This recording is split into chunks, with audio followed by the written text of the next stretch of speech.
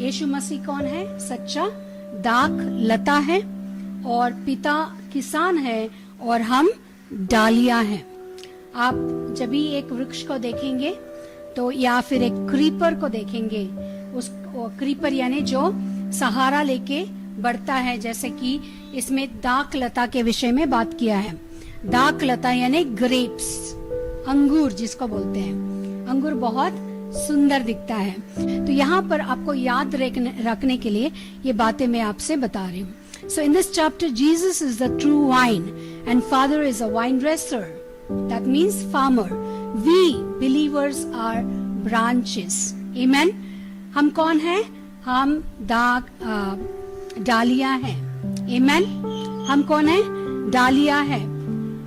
Every branch in me that does not bear fruit, he takes away.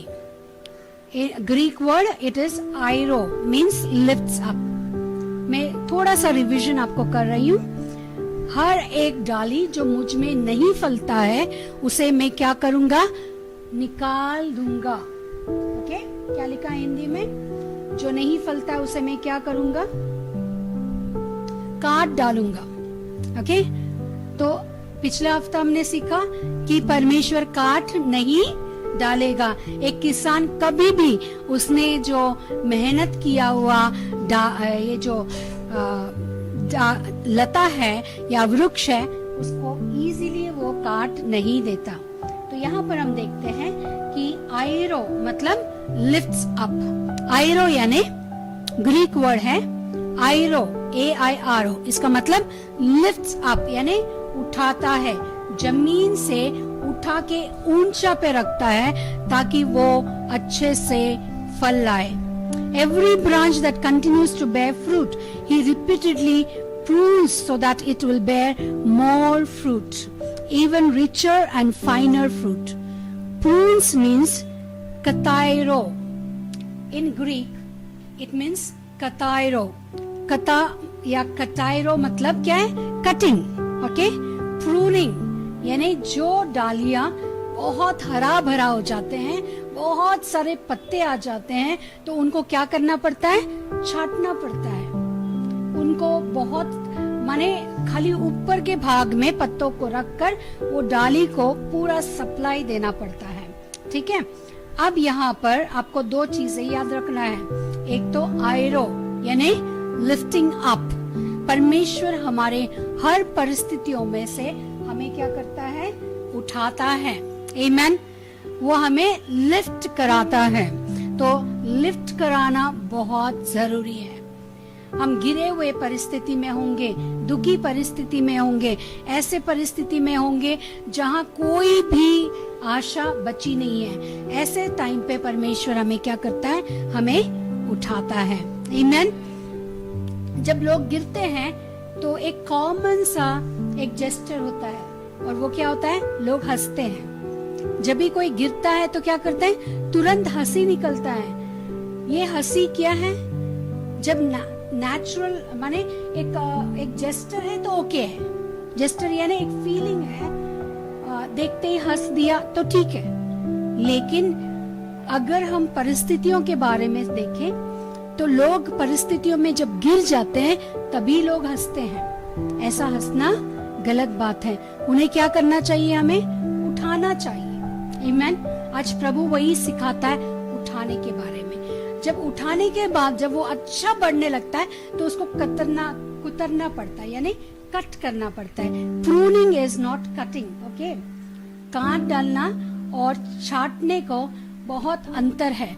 छाटना मतलब कुछ पत्तों को कम करना, कुछ डालियों को कम करना जो सूख गए हैं, जो अननेसेसरी जो न्यूट्रिशन को ले रहे हैं मगर वो फल नहीं दे रहा है, उनको छांटना बहुत जरूरी है। चाहे वो चर्च में हो या फिर परिवार में हो या रिश्तों में हो, कहीं भी हमारे जीवन में जो हमारे लिए यूजफुल नहीं है, हमारे जीवन को जो नाश करते हैं, जो हमारे जीवन पे गलत नेगेटिव नकारात्मक इम्पैक्ट यानी इन्फ्लुएंस या फिर प्रभाव डालते हैं, उनको हमारे जीवन से अलग करना बहुत जरूरी है। आमीन। हम देखते हैं परमेश्वर का वचन में कि जब दूसरा बेटा, एक पिता के 2 बेटे हैं और पहला पुत्र अपने पिता के पास रहता है उसके कारोबार को संभालते हुए, लेकिन दूसरा बेटा को पसंद नहीं है, वो चाहता है कि वो बाहर जाए, इसीलिए उसका नाम उड़ाऊ पुत्र रखा है, जो उड़ना चाहता है, जो घर में नहीं रहना चाहता है, जो पिता के साथ वो संबंध नहीं रखना चाहता है, लेकिन पिता का पैसा उसको चाहिए, पिता का जायदाद उसे चाहिए, वो लेकर वो उड़ना चाहता है। और वो क्या करता है? सचमुच उड़ जाता है। तब परमेश्वर जो पिता है उसने अपने बेटे को बांध के नहीं रखा। उड़ने वालों को क्या करना चाहिए? उड़ने देना चाहिए। उनको पकड़ के रखेंगे तो उनको ऐसा लगता है कि हम जबरदस्ती उसको पकड़ के रखें। इसीलिए उड़ाऊ पुत्र क्या हो गया? उड़ गया। पिता का छाया उसके ऊपर से निकल चुका है। इसीलिए परमेश्वर का वचन कहता है, मैं तेरे छाये के नीचे। एक वचन को देखेंगे, साम्स 91 में क्या लिखा है? साम्स 91 में